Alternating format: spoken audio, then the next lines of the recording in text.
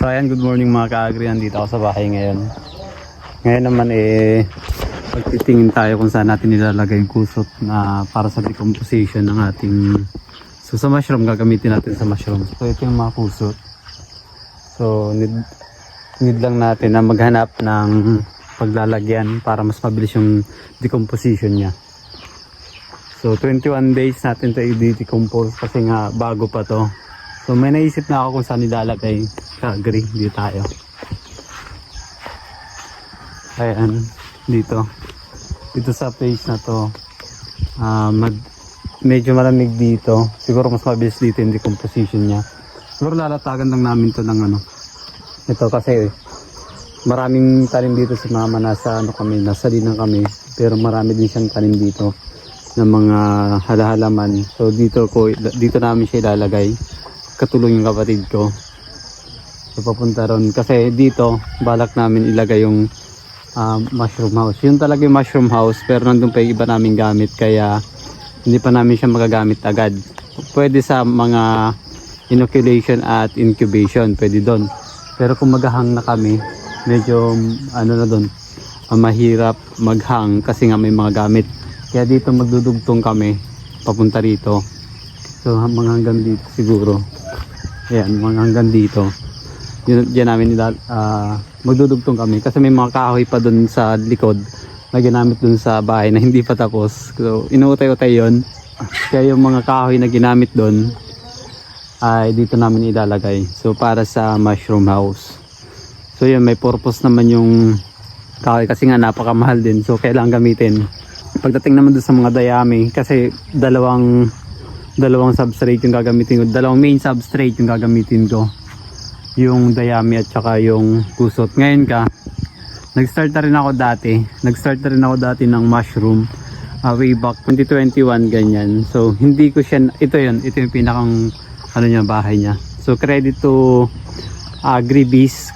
Nanalo ako nun sa provincial level bilang recipient ng 50k nila na startup capital, pero hindi ko na-capitalize kasi nga may trabaho din ako. So pwedeng bitawan yung trabaho ko kasi nga yun, hindi pa kaya, kumbaga nag-start pa lang ako. Ngayon itutuloy ko yung mushroom na yun. Ito yung bahay na yun, so i-revive ulit natin yan. So magtatanim kami, katulong yung kapatid ko, katulong sila mama.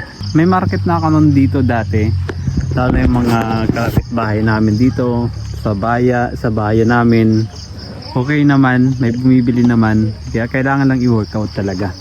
So update ko po kayo kapag nalagyan na namin dito, or habang nilalagyan namin, i-video ko na lang. Maulan-ulan ngayon, parang 5 araw dito nagiinulan, kaya hindi makagalaw ng maayos, pero hindi, gagalawan natin yan, di ba?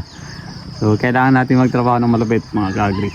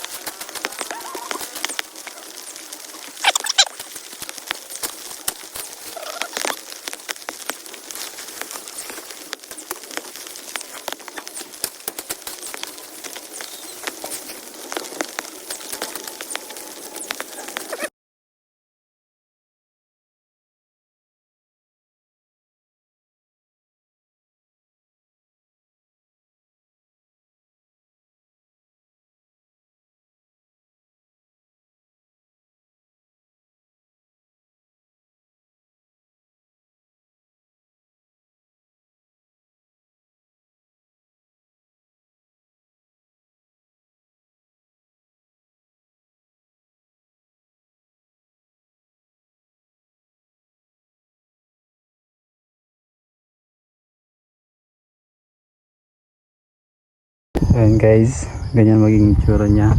Lalagyan ko pa rin itong mga gilid,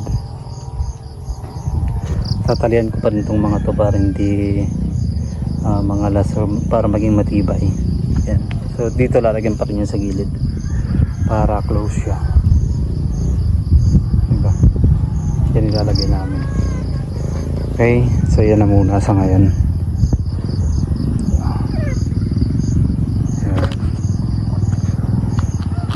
Go.